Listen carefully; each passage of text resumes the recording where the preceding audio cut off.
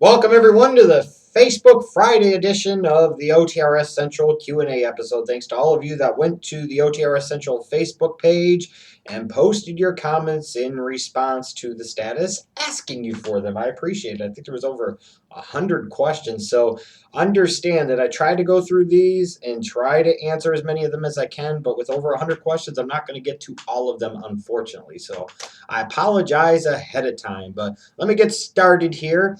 Duke Morris wants to know, would you bring back right to censor for today's product? I thought that was an interesting faction back in the time, especially based off of the content and subject matter of the WWF. Now, I think it actually could work. I think it would actually be a little interesting. You would have to go more so PG versus non-PG. I think it could work. It would be a way to take several kind of undercard and mid-card underutilized talents and give them a reason, give them a purpose, give them a gimmick, give them a shtick, give them an attempt to get over. And naturally, it creates a good heel because people don't like censorship, especially from the WWE. So I think it's actually a good way to make some quality heels. Peter Gunn, since breaking the streak is done with, what should be the main attraction for the upcoming WrestleMania events? Over the next 2 to 3 years, you would hope that you would be doing everything that you could to establish a couple of new, like, upper echelon top stars. If you're the WWE, that's Roman Reigns and Dean Ambrose and Seth Rollins and Bray Wyatt, or you think it's a couple of those guys and a couple of others, everything that you need to do needs to be geared around making those guys big box office money attractions, making them big time future freaking stars. So whether that's them facing each other, like if you did, let's say, just as an example, Brock Lesnar, Roman Reigns for the title at WrestleMania 31, then you come back to WrestleMania 32 and maybe it's Bray Wyatt versus Roman Reigns.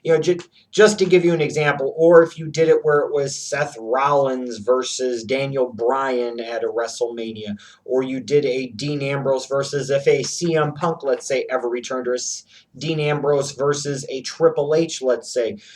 Everything and anything that you want to do needs to be geared towards getting these guys ready, getting your future ready. Period. So that's what I would say needs to be the main attraction for these upcoming WrestleMania events.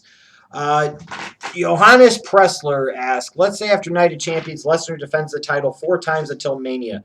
Who do you think these 4 opponents should be? I don't know if he needs to defend 4 separate times. Um, Part of the problem is, from a creative standpoint, if he demolished John Cena, there really isn't much else for him, if that makes sense to a lot of you guys. And I'm sorry. Even if he was back and healthy, don't even fucking throw Daniel Bryan into that equation. I mean, if Daniel Bryan could barely beat John Cena with one healthy arm, what the fuck is he going to do against Brock Lesnar? And that's part of the problem is they created almost too much of a monster. I think one match that the WWE would desperately want to have would be him versus Batista. But I don't know if you could do 4. I just don't know if there's enough to have 4 matches. I don't. I mean, let me rephrase that. You could have a match at Night of Champions, and I would say you'd want to definitely use them again at Survivor Series. That's maybe where you would do Batista.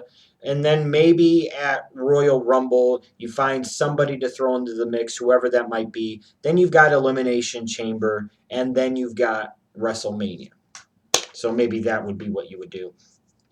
David Benz, could it have worked if Ryback won the 2013 Royal Rumble and went on to win the title, the World Heavyweight Championship at WrestleMania 29?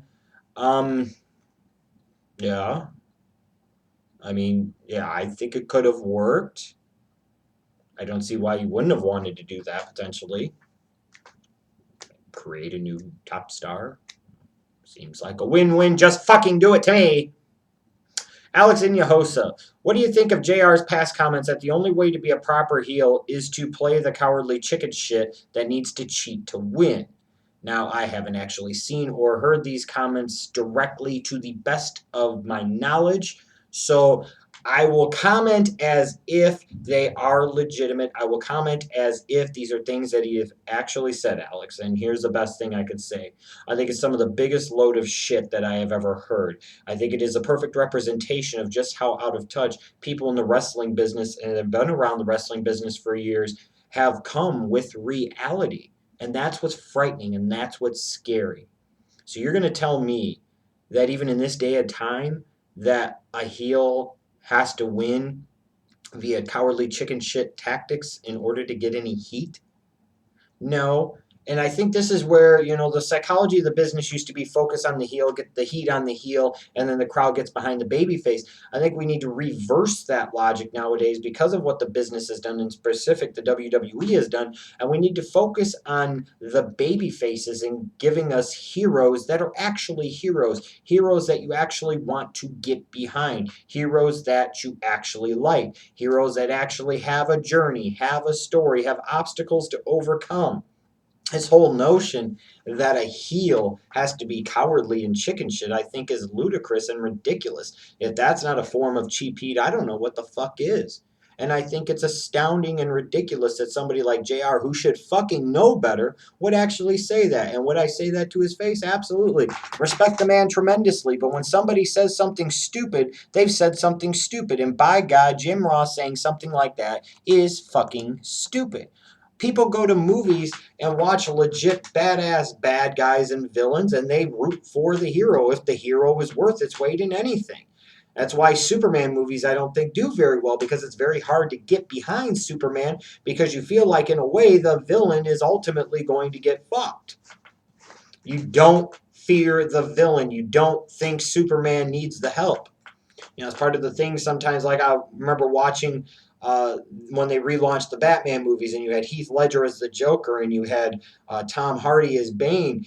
You got to the point where these guys were entertaining you more than Batman, therefore making Batman a questionable hero, meaning the whole dynamics were a little bit off. But when you have a legit bad guy, let's say in Thor, you've got his brother Loki, he's a legit villain. Do people sit there and cheer Loki, or do they root on Thor? I think by and large they root on Thor. Magneto does cool shit, but he's still a villain, and people understand this, and people will still want to root for the X-Men. So I think it's stupid and ridiculous that JR would ever say anything like that. It just shows me just how out of touch sometimes that these guys that have been involved in it for so many years can actually be. Tay Nikora, what are your thoughts on the crucifixion angle in ECW? Anytime you mix religion or politics into anything, it becomes a potentially combustible element. Um, this is an form of entertainment.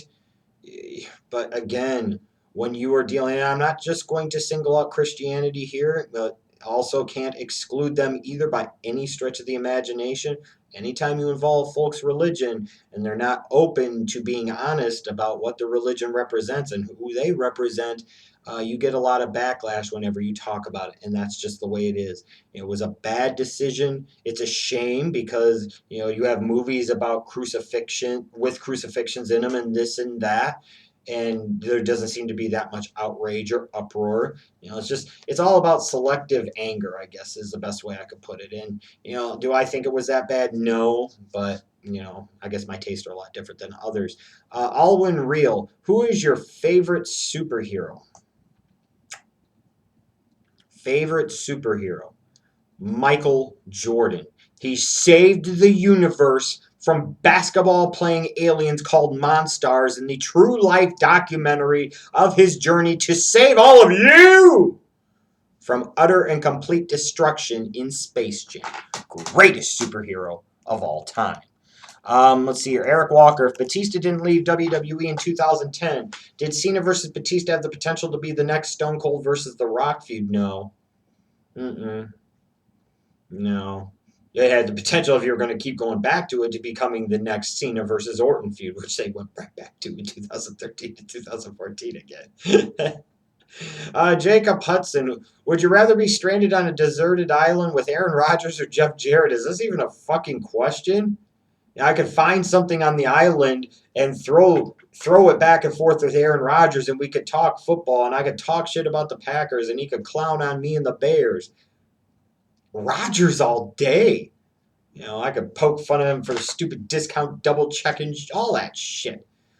Let's see here. Joshua Pleasant Jr. Would you rather watch Punk versus Bryan 24/7 or Triple H's WrestleMania 30 entrance 24/7? To get in touch with religion, I'd probably choose God's entrance at WrestleMania 30 24/7. Sorry, I know I'm in the minority, but I don't care. Eric Soto, do you think AJ Lee will get buried as a result of CM Punk's pending lawsuit? Possibly. There's a possibility. Only thing is they have to be really careful. That's a very slippery slope in a corporate environment because AJ Lee could potentially have a case from a human resources standpoint and perspective for retaliation. And if any of you worked in a corporate environment, dealt with HR, or know people that have dealt with HR departments, that's something that's very important too. Preventing against blowback and retaliation and those type of things. So they have to be careful because they could be opening themselves up to a lawsuit from AJ Lee, which frankly might be easier for her to win than it would be for CM Punk to win against the WWE. Excuse me. Let's see here. Kenneth Romero, what's worse, when WCW had David Arquette as a world champion or Bella's cutting a promo on Raw every Monday night? Oh, God. It's got to be Arquette because, while the Bellas are bad, Arquette was the world champion of a major wrestling company. It doesn't get much worse than this. Irvin Griffith Jr., what would you say is The Rock's most underrated matches?